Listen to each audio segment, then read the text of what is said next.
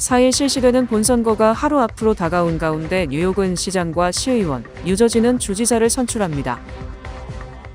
민주당의 조란 맘다니, 앤드류 쿠오모 전 뉴욕 주지사, 공화당의 커티스 슬리와 등 뉴욕시장 후보들이 4일 본선거를 앞두고 마지막 표심 잡기에 나섰습니다.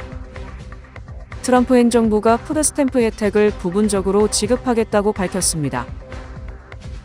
연방정부 셧다운 여파로 미국 내 모든 공항을 닫아야 할 수도 있다는 경고가 나왔습니다.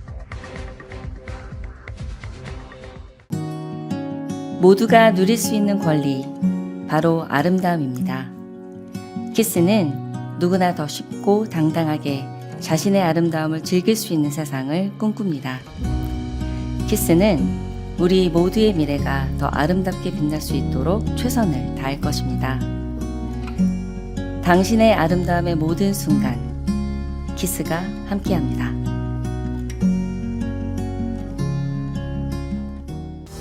PCB의 능력이 나의 능력으로 이어집니다. 내가 만난 새로운 능력, PC빌리티, PCB뱅 제공입니다. 4일 실시되는 본선거가 하루 앞으로 다가온 가운데 뉴욕은 시장과 시의원, 뉴저지는 주지사를 선출합니다.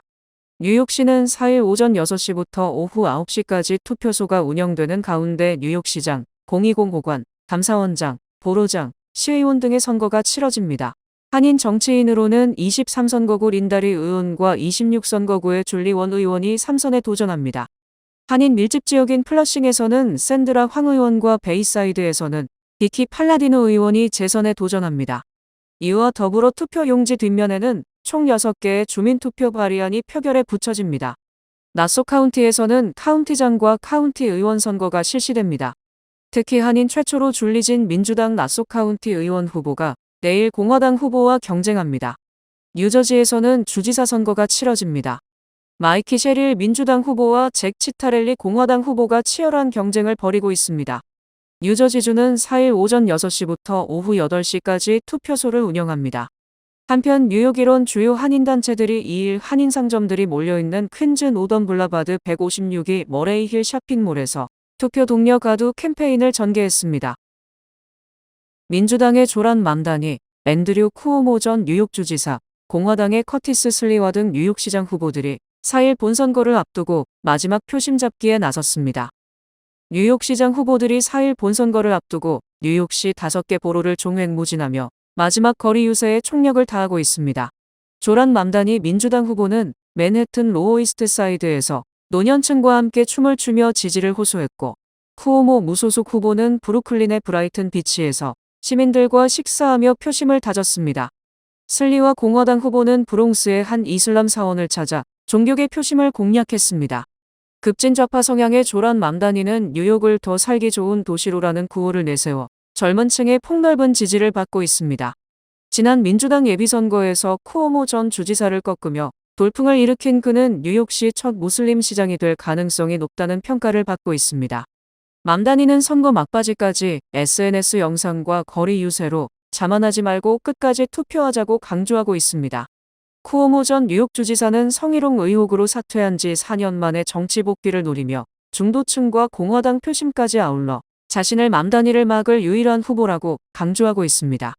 범죄 예방단체 가디언 엔젤스의 창립자인 슬리와 공화당 후보는 특유의 빨간 베레모를 쓰고 거리와 지하철을 돌며 공공안전 회복을 강조하고 있습니다.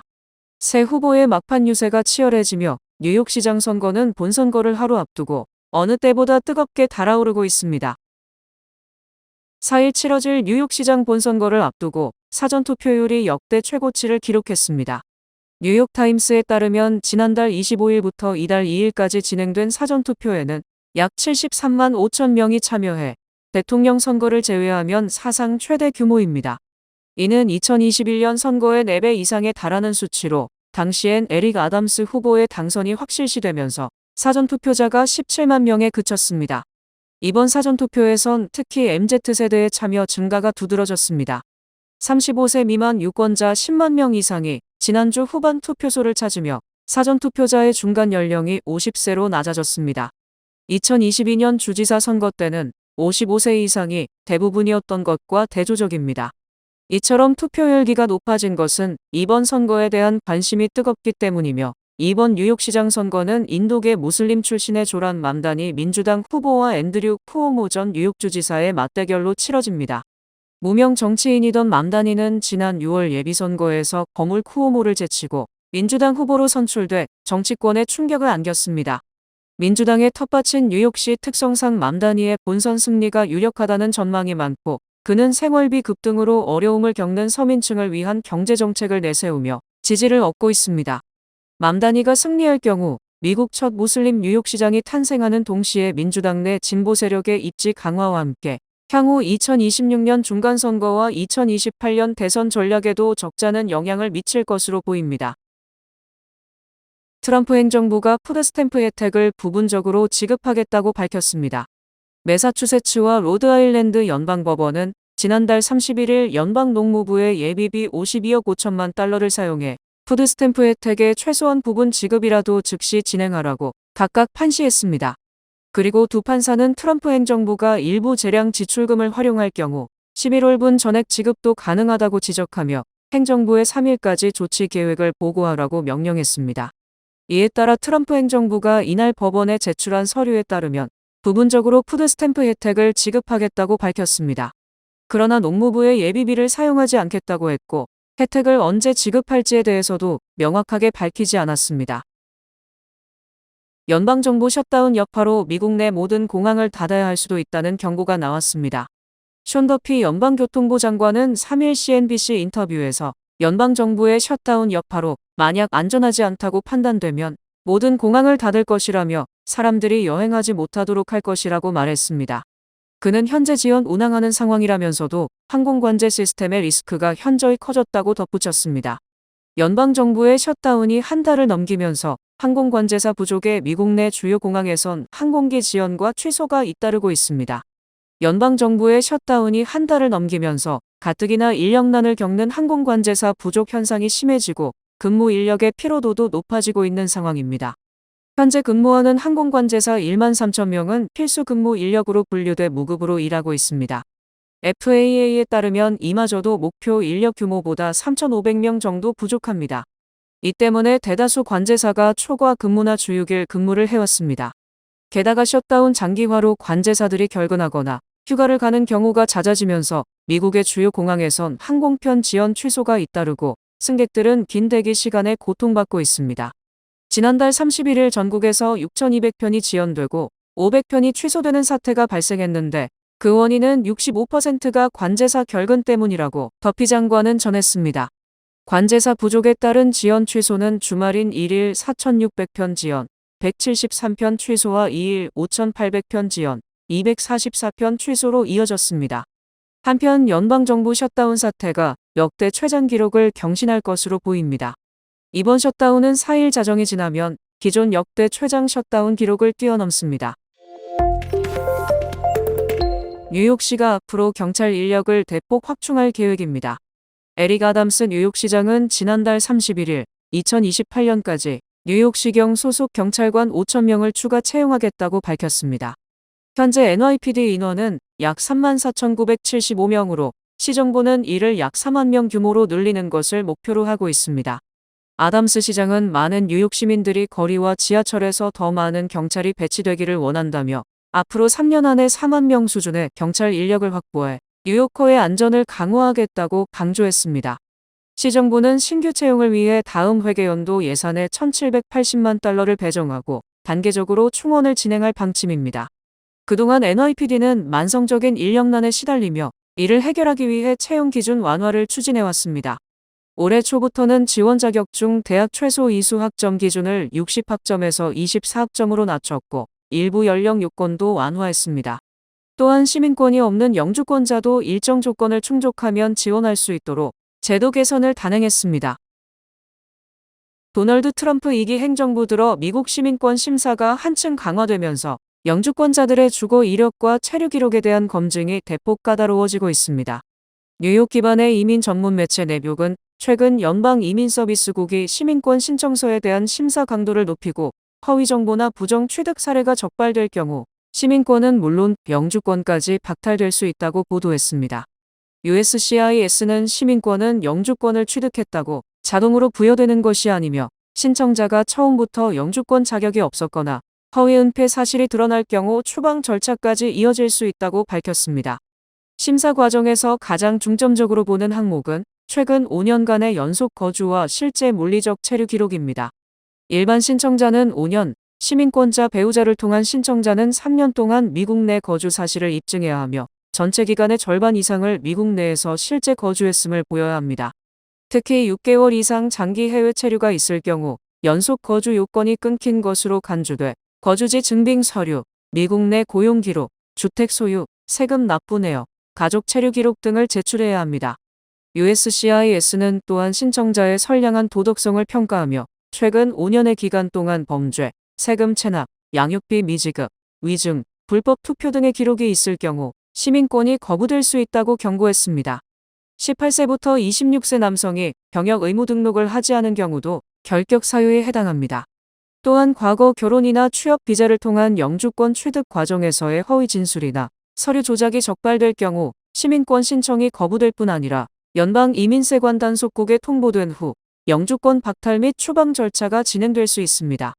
USCIS는 단순한 기각만으로 추방이 자동 개시되지는 않지만 허위 취득이나 자격 미달이 확인될 경우 법적 조치가 가능하다고 강조했습니다. 연방 이민세관 단속국이 전국의 불법 이민자 추적을 위해 이른바 바운티 헌터로 불리는 민간 현상금 사냥꾼들을 고용하는 방안을 검토 중인 것으로 나타나 논란이 될 전망입니다. 독립 언론 인터셉트는 자체적으로 입수한 아이스의 조달 문서에 정부가 민간 업체에 이민자 정보를 목금 단위로 넘기고 추적 성과에 따라 금전적 보너스를 지급하는 내용이 담겨 있다고 지난달 31일 보도했습니다. 이 매체에 따르면 아이스는 민간 계약업체에 한 번에 1만 명씩 최대 100만 명까지 대상자를 목금으로 넘겨 불체자들의 위치를 추적하게 하는 방안에 대해 시장 조사를 진행하고 있습니다.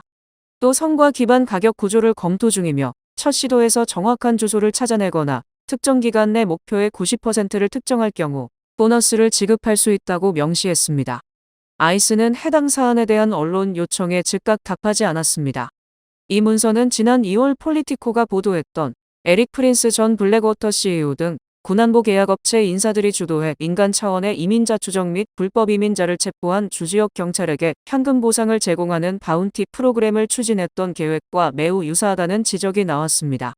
실제로 민간 업체가 불체 이민자의 집 또는 직장 주소를 확인해 정부에 보고하는 체계가 도입될 경우 거주지 파악 이후 후속 단속이 어떻게 연결될지, 인권 침해 및 잘못된 추적 문제는 어떻게 통제할지 등 논란이 불가피할 전망입니다.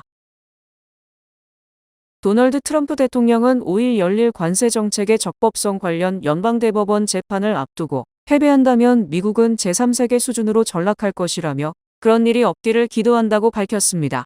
트럼프 대통령은 이번 재판은 미국 역사상 가장 중요한 사건 중 하나라며 대통령이 관세를 사용할 수 없게 되면 국가 안보가 위협받고 경쟁력도 떨어질 것이라고 주장했습니다. 트럼프 대통령은 재임 9개월 동안 관세 정책을 통해 미국의 엄청난 부와 국가 안보를 가져왔다고 강조했습니다. 그는 증신은 내 임기 동안 여러 차례 사상 최고치를 기록했고 물가는 거의 오르지 않았다며 관세 정책의 경제적 효과를 강조했습니다. 또한 중국을 포함한 여러 국가와의 무역 협상에서도 관세를 핵심 협상 카드로 활용해 공정하고 지속 가능한 합의를 이끌어냈다고 주장했습니다. 한편 트럼프 대통령은 당초 5일 연방대법원 재판에 직접 출석하겠다고 했지만 재판의 중대성을 흐리고 싶지 않다는 이유로 출석 계획을 철회했습니다. 연방대법원은 5일 국제비상경제권한법에 근거한 트럼프의 상호관세 부과가 법적으로 타당한지 심리할 예정입니다. 앞서 1심인 국제무역법원과 2심인 워싱턴 DC 연방순회항소법원은 국제비상경제권한법이 대통령에게 수입 규제 권한을 부여하지만 광범위한 관세 부과 권한은 포함하지 않는다고 판단했습니다. 백악관이 2일 공식 홈페이지에 민주당을 조롱하는 웹페이지 나만의 안전공간을 개설해 논란이 일고 있습니다. 백악관이 2일 개설한 야당인 민주당을 조롱하는 나만의 안전공간 이름의 페이지에는 민주당 지도부와 정책을 비난하는 이미지와 글이 가득하며 최근 연방정부 셧다운의 책임을 민주당에 돌리는 내용이 핵심입니다. 백악관은 민주당이 불법 이민자들에게 무상 의료 혜택을 주기 위해 셧다운을 일으켰다고 주장했습니다. 사이트에는 척 슈머 상원 원내대표와 하킴 제프리스 하원 원내대표를 조롱하는 이미지가 올라왔고, 심지어 슈머 의원을 영화 사탄의 인형 속 살인마 척키와 함께 묘사하고 한패라고 칭하는 등 노골적인 풍자도 포함됐습니다. 또한 조 바이든 전 대통령은 사진 대신 오토펜을 붙여 트럼프 대통령이 제기해온 바이든 전 대통령의 인지력 저하와 정책 조작 음모론을 암시했습니다. 민주당의 소개 문구에는 국민의 생계를 정치 장난감처럼 다룬다는 비아냥이 담겼습니다. 또한 멕시코 전통 모자 솜브레로와 전통 음악을 배경으로 사용해 멕시코인을 범죄와 연루된 불법 이민자로 일반화하는 선동을 담은 콘텐츠로 인종차별 논란도 일고 있습니다. 정치권에서는 이 모든 주장이 사실보다는 트럼프 행정부의 정치적 선동에 가깝다는 분석이 우세합니다. 여야는 임시 예산안을 처리해 셧다운을 끝내려 하고 있으나 오바마 케어 보조금 연장을 둘러싼 이견으로 여전히 타협점을 찾지 못하고 있습니다. 하기스 기저귀와 클리넥스 티슈로 유명한 킴벌리 클라크가 해열제 타이레놀 제조사를 약 487억 달러에 인수하기로 했습니다. 미국 소비재 업계 역대 최대 규모의 인수합병입니다.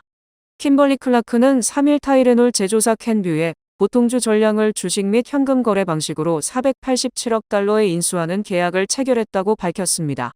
거래는 내년 하반기에 마무리될 전망이며 합병 완료 시 기존 킴벌리 클라크 주주가 새 회사 지분의 54%, 캔뷰 주주가 46%를 소유하게 됩니다. 양사는 합병 이후 이사회 통합 및 브랜드 포트폴리오 재편에 나섭니다. 캔뷰 이사 3명이 킴벌리 클라크 이사회에 합류하고 합병 법인은 하기스, 클리넥스, 밴드에이드, 타이레놀 등 글로벌 생활 건강 브랜드를 보유한 초대형 소비재 그룹이 됩니다. 브랜드 가치는 100억 달러 이상, 올해 기준 연간 순수익은 320억 달러에 달할 것으로 추산됩니다. 킴벌리 클라크는 이번 인수를 통해 글로벌 건강 및 웰니스 리더로 도약하겠다는 목표입니다. 마이크 수 킴벌리 클라크 회장은 이번 결합으로 두 회사는 소비자, 건강 분야에서 독보적인 입지를 갖춘 글로벌 선도업체로 거듭날 것이라고 설명했습니다. 매년 5만 명 이상이 완주해 세계 최대의 규모를 자랑하는 뉴욕 마라톤 대회가 2일 성황리에 열린 가운데 올해 우승은 모두 케냐 선수들이 석권했습니다. 남자부에선 벤슨 키프루토가 2시간 8분 9초로, 여자부에선 헬렌 오비리가 2시간 19분 51초의 대회 신기록으로 1위를 차지하는 등 케냐 남녀 선수들이 우승을 석권했습니다. 특히 키프루토는 마지막 50m를 전력 질주해 막판에 맹렬하게 추격한 알렉산더 모티소를 간발의 차로 제치고 사진 판독 끝에 결승선을 통과했습니다. 이날 남녀 우승자들은 각각 10만 불의 상금을 받게 됐습니다. 뉴욕시 5개 보로를 통과하는 뉴욕 마라톤 대회는 매년 5만 5천 명 이상이 달리고 200만 명 넘는 뉴요커들이 거리에서 응원전을 펼쳐 세계 최대의 마라톤 대회로 꼽힙니다. 아이들이 놀이하듯 저축 습관을 익힐 수 있는 뱅크 오브 호프 키즈 세이빙스. 저축할 때마다 아이들에게 밝은 미래를 만들어주세요. 뱅크 오브 호프 키즈 세이빙스. 가까운 뱅크 오브 호프 지점에서 만나보세요. 이 프로그램은 뱅크 오브 호프 제공입니다. 주요 단신 전해드립니다. 자유아시아 방송이 이번 달부터 방송 제작을 중단하기로 결정했습니다. 베이팡 최고 경영자는 연방정부의 지원금 삭감 시도와 셧다운으로 발생한 재정위기로 인해서 불가피한 조치라고 설명했습니다. 현대차 기아가 올해 3분기 미국 25% 관세 영향으로 합산 3조 원 이상의 손실을 본 것으로 나타났습니다. 찰스 3세 영국 국왕의 동생 앤드류 왕자가 여러 추문들로 인해서 자신의 칭호와 지위 그리고 훈장까지 박탈당했으며 2003년부터 임대 계약을 맺고 거주해온 관저인 로열로치에서도 쫓겨났습니다. 지난달 27일 UPS는 올해연으로 3만 4천 명의 현장직 인력과 1만 4천 명의 관리직 인력 등 모두 4만 8천여 명에 달하는 직원들을 감원할 계획을 발표했습니다. 이탈리아 예술가 마우리치오 카텔란이 제작한 황금 변기, 일명 아메리카가 소더비 경매에 오를 예정입니다. 이 조각품은 순금 101.2kg으로 제작됐으며 최초 입찰가는 1,000만 달러로 책정됐습니다. 지난 1일 월드시리즈 7차전에서 LA 다저스는 연장 11회 초 윌 스미스의 결승 솔로포가 터지며 5대4로 드라마 같은 역전 승리를 거뒀습니다. 이번 우승으로 다저스는 2000년 뉴욕 양키스 이후 25년 만에 월드시리즈 2연패를 달성한 팀으로 등극했습니다. 영화 제작자이자 북한 관광 전문업체 영파이오니어 투어스의 매니저 저스틴 마텔은 지난달 22일부터 27일까지 평양에서 열린 평화국제영화축전에 참석하고 귀국했습니다. 2017년 이후 처음으로 평양을 방문한 그는 평양이 이제는 현대적인 도시처럼 느껴지며 현지인들은 QR코드와 택시 앱들을 자유롭게 사용하고 있다라고 언급했습니다. 중국 외교부는 한국을 포함한 45개국에 대한 무비자 정책을 내년도 12월 31일까지 연장한다고 발표했습니다. 이에 따라 별도의 비자 없이 해당 국가의 국민들은 사업, 관광, 친지 방문 등의 목적으로 중국에 입국한 뒤 최장 30일간 머무를 수 있습니다. 날씨 전해드립니다. 화요일인 내일은 오후부터 점차 흐려지겠습니다. 낮 최고 기온은 60도, 최저 기온은 47도입니다. 해 뜨는 시간은 6시 30분, 해 지는 시간은 4시 49분입니다. 이상으로 주간 날씨와 세계 날씨 전해드립니다.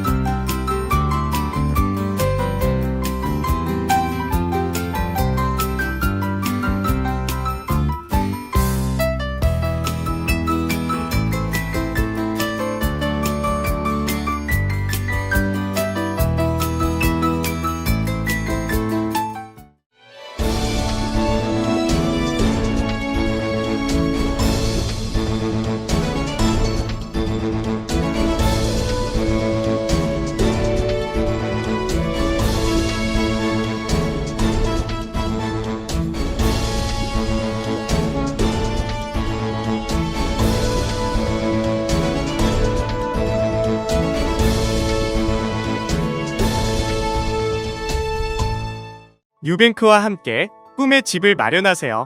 빠른 승인, 맞춤형 서비스, 전문가 상담, 지역 전문성, 경쟁력 있는 이자율. 뉴뱅크가 주택 소유를 쉽고 간편하게 모든 단계에서 도움을 드립니다. 지금 바로 가까운 뉴뱅크 지점을 방문해서 홈모기지 대출 상품에 대해 문의하세요. 뉴뱅크 제공입니다. 이상으로 11월 3일 월요일 TKC 뉴스데스크 여기서 마치겠습니다. 시청해주신 여러분 고맙습니다.